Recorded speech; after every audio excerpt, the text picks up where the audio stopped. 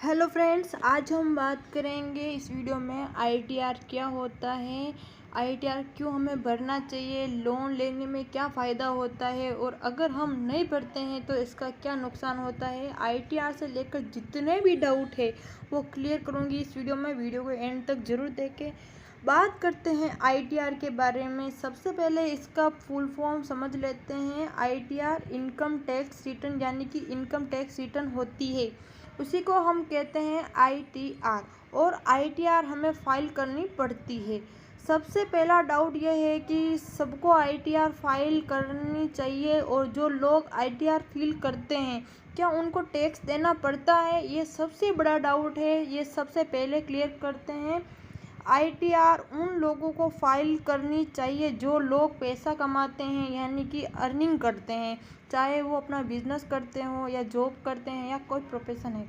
यानी कि जो भी व्यक्ति अर्निंग करता है वो आईटीआर फाइल कर सकता है। अगर आप अर्निंग नहीं करते तो आपको आईटीआर फाइल करने की आवश्यकता नहीं है। आईटीआर फाइल होती है वो आपको पैन कार्ड के बेस पर होती है, यानी कि आप बैंक में अकाउंट ओपन करवाते हैं तो आपसे पैन कार्ड मांगा जाता है।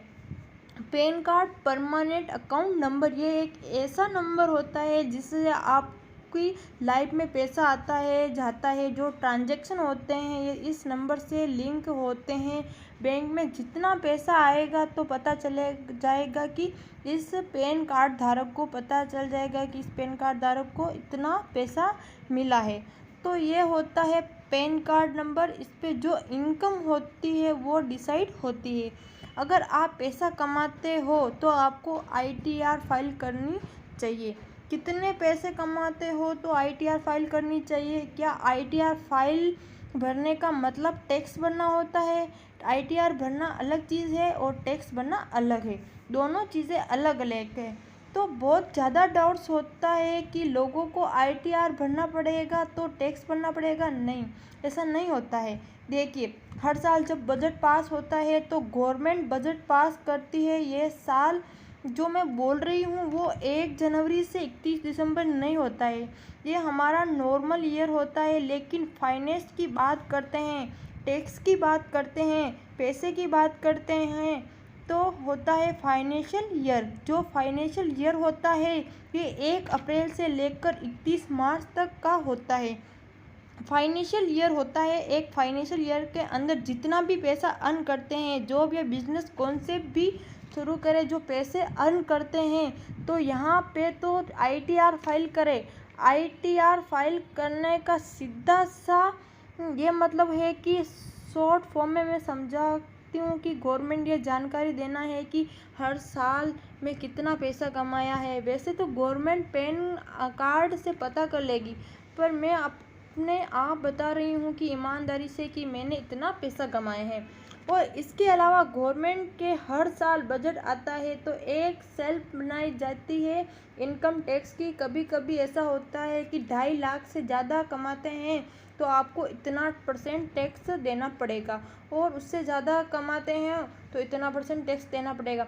अगर आप 7 लाख से कम पर टैक्स नहीं पड़ता है और 7 लाख से ज़्यादा कमाते हो तो आपको टैक्स देना स्टार्ट हो जाता है। वो 5% हो, 10% हो, 12%, 30% तक यह जाता है।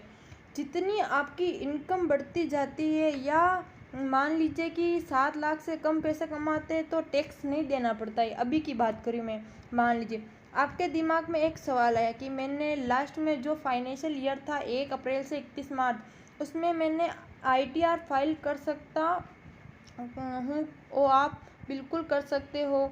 आईटीआर फाइल करने का मतलब टैक्स भरना होता ही नहीं है। ये आईटीआर फाइल करने का मतलब ये कि 4 लाख कमाए, उसमें कहाँ से कमाए, कैसे कमाए, इसका ब्यौरा मैंने गवर्नमेंट को दे दिया कि गवर्नमेंट कहेगी आपकी जानकारी हमें मिल गई है।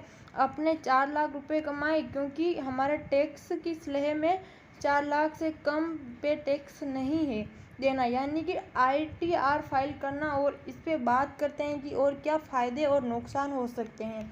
आपने सोचा कि मेरे पास वाले जो पड़ोसी लोग हैं वो पैसा कमा रहे हैं, उन्होंने तो ITR फाइल नहीं किया, तो मैं क्यों करूं। इसका मैंने नुकसान क्या है वो समझाती हूँ इसके बारे में।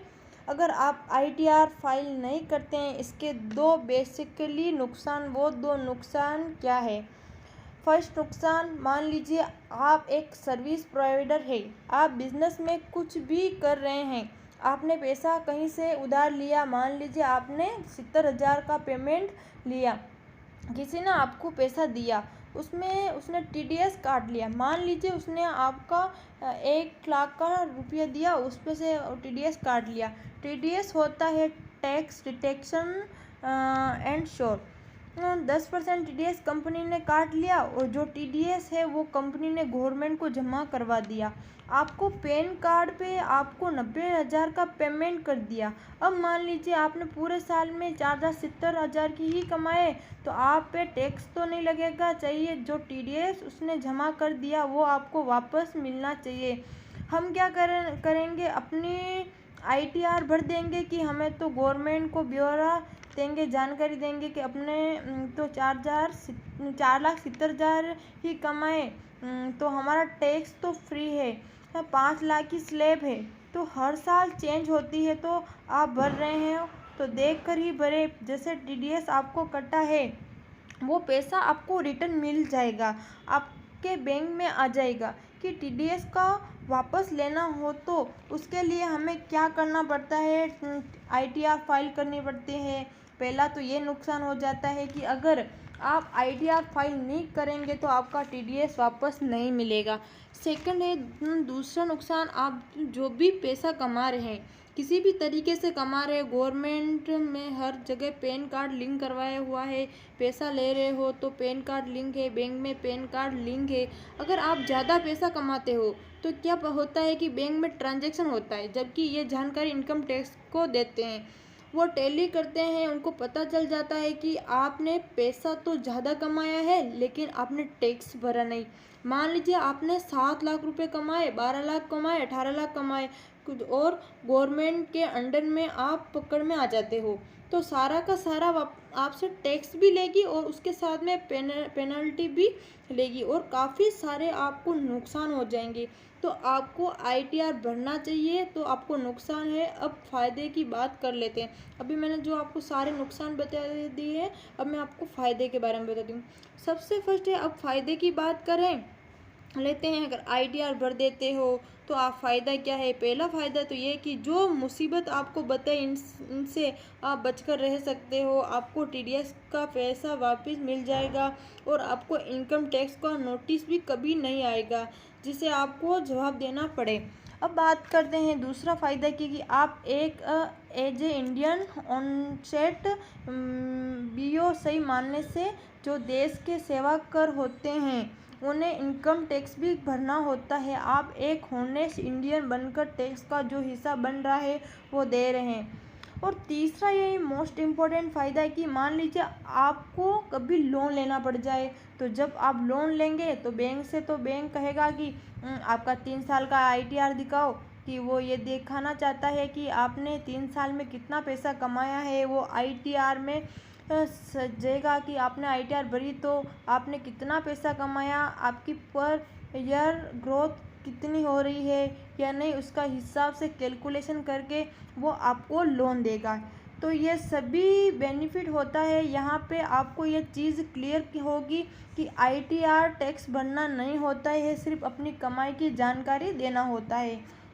यहाँ पे 2 चीज़ें और ऐड करूँगी। आपने सपोज़ 1 लाख रुपए कमा लिए, और 10 लाख रुपए कमा लिए, 10 लाख में आपको TDS भी कट गया और 50,000 रुपये। अब अगर मैं ITR भरूँगी तो 10 लाख तो ज़्यादा है, 5 लाख के तो मुझे टैक्स देना पड़ेगा। मेरा जितना भी टैक्स पड़ता है वो जो 50,000 TDS कटा है तो माइनस हो गई, बाकी बचेगा वो तो टैक्स देना पड़ेगा। जो TDS करता है वो अपना ही है।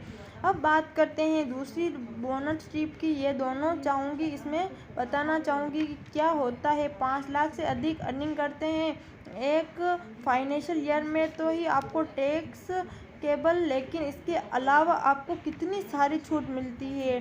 10 TD ATC वो छूट का भी बेनिफिट मिलता है, यानी कि जैसे कि एक छूट मिलती है कि आपको 1,50,000 की फाइन मतलब FD करवा दी आपने, करवाते हो तो आपको इनकम से कम हो जाती है। यानी मान लीजिए आपने 6,50,000 रुपये कमाए तो आपने FD करा दी तो उसकी छूट मिलेगी, तो बाय 5 लाख इनकम मानी जाएगी, वो टैक्स नहीं लगेगा। ऐसे FD कराने पर होता है, इंश्योरेंस कराने पर होता है, ये सारे टैक्स के नियम है। अगर आपको मेरा वीडियो पसंद आया तो लाइक कीजिए, शेयर कीजिए, सब्सक्राइब कीजिए और कमेंट कर में बताइए कि वीडियो कैसा लगा आपको। Thank you.